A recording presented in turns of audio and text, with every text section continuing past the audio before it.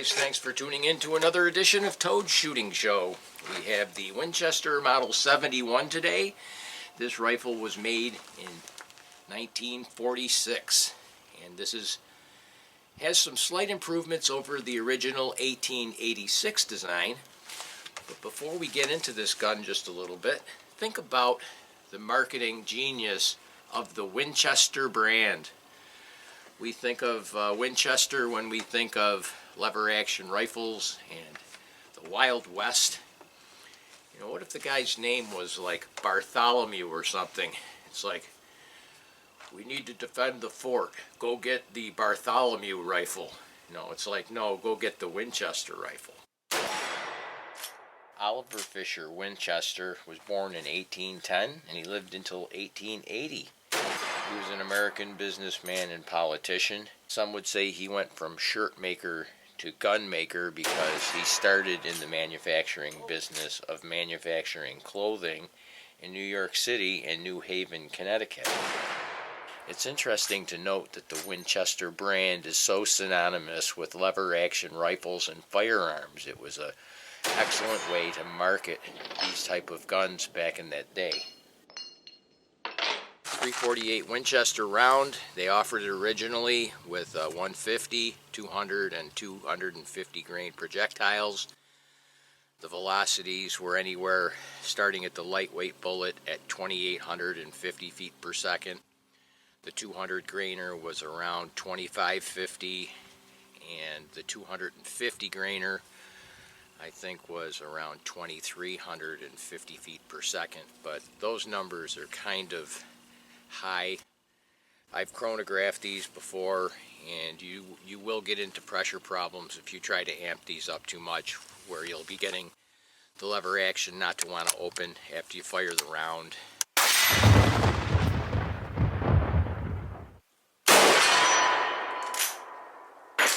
Seldom is John Olin actually given credit for this Model 71. It is a improvement over the 1886. Olin purchased the Winchester Firearms Company in 1931, and at that time he went through everything in the company, from what they would say from soup to nuts, and improved the company and had a lot of contributions to the firearms industry.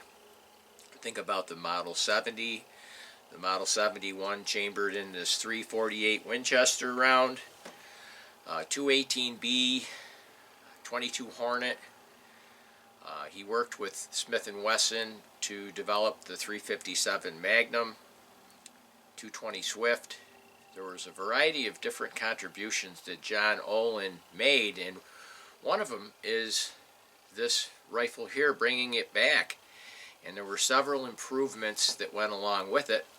Got a target up there at 75 yards, and this is to celebrate John Olin's contributions to Winchester firearms.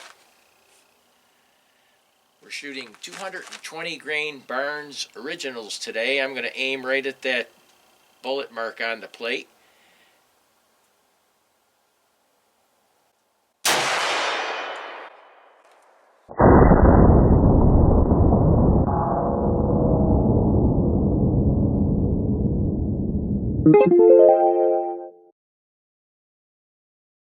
Oliver Winchester dies in 1880 at the age of 70 years old, and the entire estate of the Winchester Company is willed to his son William Wirt Winchester. He inherited the entire estate. 4 months later, William Wirt Winchester dies of tuberculosis.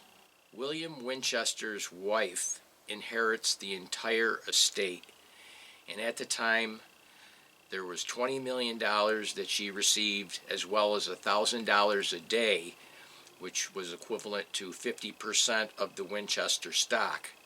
In today's standards, that would have been receiving $500 million and $27,000 a day.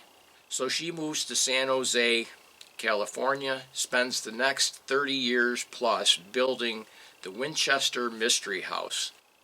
This house was under construction 24 hours a day for a period of over 30 years, and supposedly the house is haunted by those that were killed by Winchester rifles.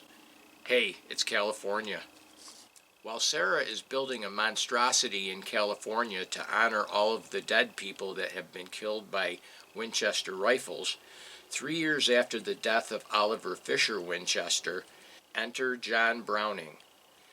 Thomas Bennett, who was the president of Winchester at the time, bought all of Browning's designs for the next 19 years. Browning wanted a little bit more compensation for his designs, and at that time Browning left supporting Winchester with new gun designs and ended up going to work for Fabrique Nationale.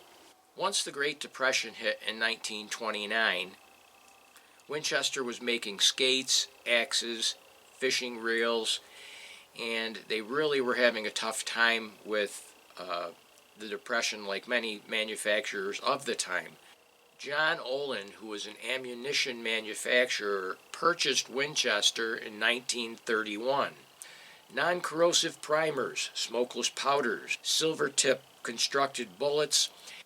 Olin's contribution to Winchester cannot be overstated. Some of the improvements that Olin made over the 1886 Winchester design with this Model 71 were stronger proof steel. He replaced the leaf spring in the hammer with a coil hammer spring. They went from a long to short tang over the period of the build of the rifle. The stock had a flat shotgun style stock with a high comb, pistol grip, beaver tail forend on the front end, rear aperture sight, and these models came in standard and deluxe models, and they were manufactured between 1935 and 1958. 47,254 of these rifles were produced.